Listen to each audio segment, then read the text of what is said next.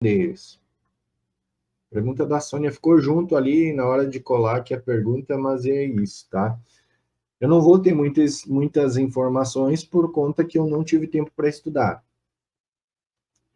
Mas a, a Sônia pergunta aqui, as origens do samba em relação com a Umbanda, né? A Sônia questiona isso aqui. Eu sou um pouco resistente de falar sobre isso, porque a gente precisa entender que ao longo do tempo, há algumas questões e algumas práticas tradicionais e culturais, elas foram sendo desvinculadas e algumas delas apropriadas para ser redefinidas numa configuração que fosse mais aceitável. Isso aconteceu com praticamente todas essas práticas que vêm do povo africano que teve aqui no Brasil. Isso aconteceu com o próprio samba, né? Com o próprio carnaval, com o samba de roda em todos os aspectos, né? Aconteceu com a própria capoeira, né? No processo de institucionalização da capoeira, legitimar, porque, por exemplo, mesma coisa que a Umbanda na era Vargas, era proibida a prática da capoeira, era tido como vadiagem. Aconteceu com a Umbanda na institucionalização e reconhecimento como religião. Algumas práticas precisaram ser abolidas desses grupos culturais, dessas atividades, né? Como, por exemplo, as interferências, a interferência direta de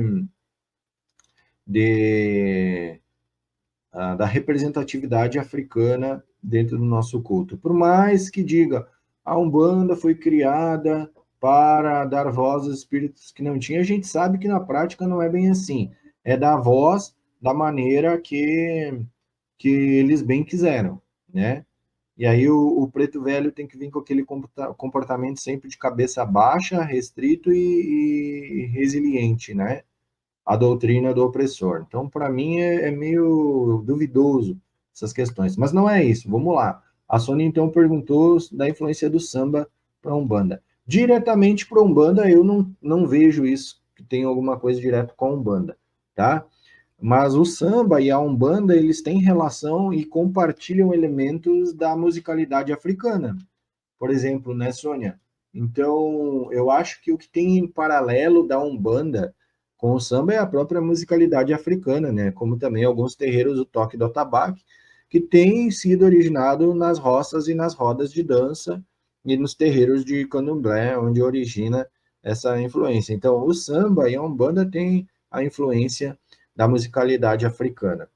A musicalidade africana, através do atabaque, que é um instrumento sagrado, né, no candomblé, e também nos cultos de Umbanda e outros cultos de nação, ele é importante para conduzir a gira, né? E o samba é uma manifestação também cultural afro-brasileira que surge nos terreiros e nas rodas de dança, né?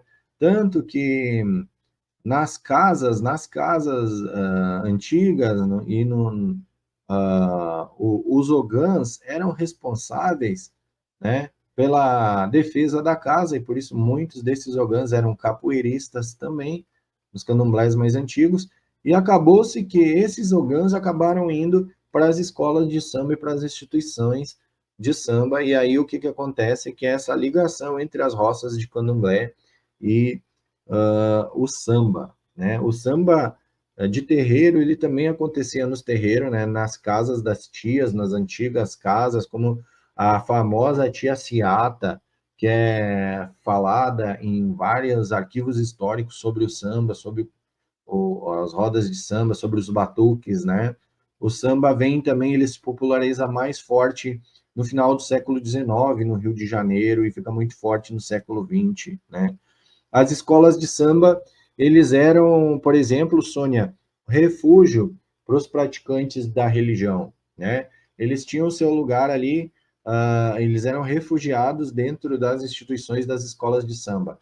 Esses ogãs que tocavam os xirês nos seus terreiros eram os mesmos percussionistas que levavam o samba de roda e levavam também a instituição escola de samba ao qual eles eram agregados e também eles tinham refúgio nessas instituições. Os sambas enredos, a gente percebe muito forte essa ligação com a religião. Haja visto que eu disse também essa semana que o samba e o carnaval têm sido um dos últimos explícitos locais de resistência à cultura, né? Porque os Exus estão lá, os caboclos estão lá, os orixás, os inquices, os voduns, veja ontem os desfiles em São Paulo, que riqueza cultural, né? Do axé, da macumba, da cabula, do terecô, do catimbó, da umbanda, de todas as vertentes dos candomblés estarem ontem em São Paulo e hoje no Rio de Janeiro não vai ser diferente, né? Um carnaval ontem mostrou muitas homenagens a orixás e entidades e eu acho muito interessante. E aqui a gente prende para a questão do samba, Sônia, que o samba é um instrumento que tem um significado político, uma expressão política muito forte e uma questão social aqui que a gente precisa levar em conta. Porque o samba, através do samba, do carnaval, muita gente na questão social, ela é capaz de ter voz, né? E eu acho que o parecido que a Umbanda deveria ter para com o samba, para com o carnaval, é isso, dar voz àqueles que estão marginalizados, que estão mais vulneráveis socialmente. E o samba faz isso. O samba é uma dessas resistências políticas.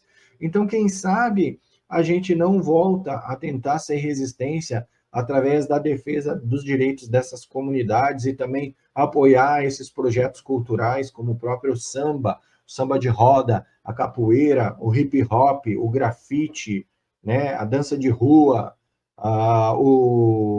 enfim, todas essas. Quem sabe a gente não faz isso, Sônia, né, e começa tentar buscar mais sobre isso. E sobre a origem do samba e as relações com banda, eu acho que hoje, o que deve ter e o que deveria ter mais é essa questão de ser um instrumento de expressão política e social para as pessoas. Infelizmente, como eu falei no grupo hoje, a Umbanda tem se afastado muito das suas origens e ela nega veementemente esforços como a cultura do carnaval, do hip hop, do funk, da capoeira, dos maculelês, do samba de roda. A Umbanda nega muito. Na hora de fazer uma propaganda legal de multiplicidade, de cultura, etc., a Umbanda pega forte e diz, a gente herda esses traços. Na verdade, essa questão de novo, que eu falei na outra live, essa questão de diversidade cultural, ela cabe muito só no discurso. Poucas pessoas apoiam na questão política e social de verdade esse tipo de comportamento. Tá bom?